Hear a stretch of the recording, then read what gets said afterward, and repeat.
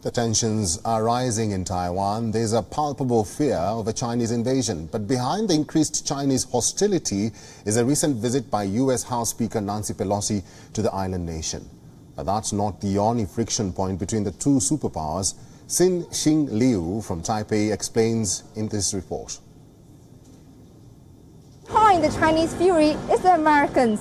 Tensions peaked when U.S. House Speaker Nancy Pelosi visited Taipei, and that was a red line for Beijing.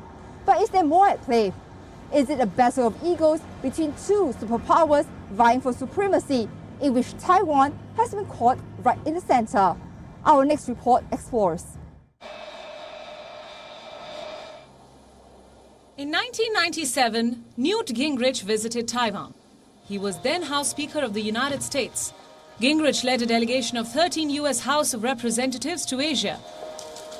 But his April 2nd stopover in Taiwan was unannounced. That was a very different time.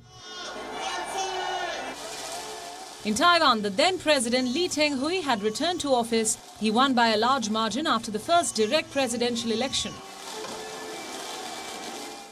As for China, it had other priorities. Then President Jiang Zemin's government was preparing to celebrate Hong Kong's return. He wanted to lock in Beijing's emergence from diplomatic isolation. So China grumbled but swallowed its irritation. It wanted to avoid a disruptive clash with the United States. 25 years later, things are very different.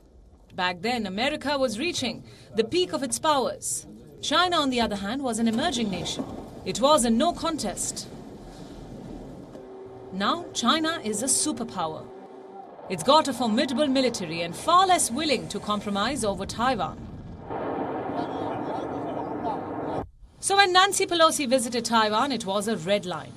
But why did the U.S. House Speaker suddenly visit Taipei?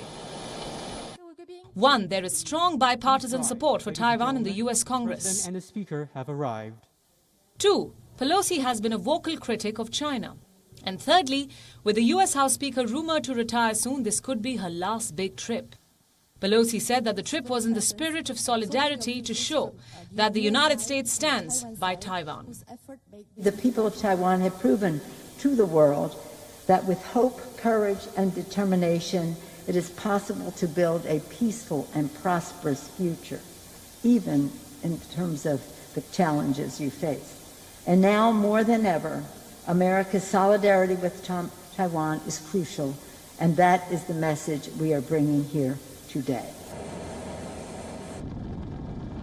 Soon after China kicked off its military drills, the largest in the region in years, the idea was simple: to intimidate and get the island to toe its line.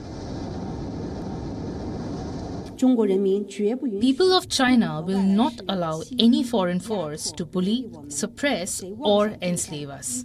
Whoever wants to do so will be on a collision course with the Great Wall of Steel forged by the 1.4 billion Chinese people. So here is what the situation is right now. Taiwan has become a flashpoint. Across the waters is China. Beijing claims the island as a part of its territory. Countering Beijing is Washington. It is playing the role of the neighborhood police. Both the countries are not willing to back down. But the biggest question is, will this escalate into a war? Most likely, no. Taiwan does not have a mutual defense pact with the United States. Neither does it have full-fledged diplomatic ties. Washington abides by the One China policy, so it really comes down to political will. Does Joe Biden have the appetite to drag America into war? So far, he's picked the middle ground, what experts call strategic ambiguity. Sort of like, will he, won't he? Here's how it works. China cannot be sure if America will directly defend Taiwan. America will not say if they will directly defend Taiwan. This ambiguity maintains the status quo. WION is now available in your country. Download the app now and get all the news on the move.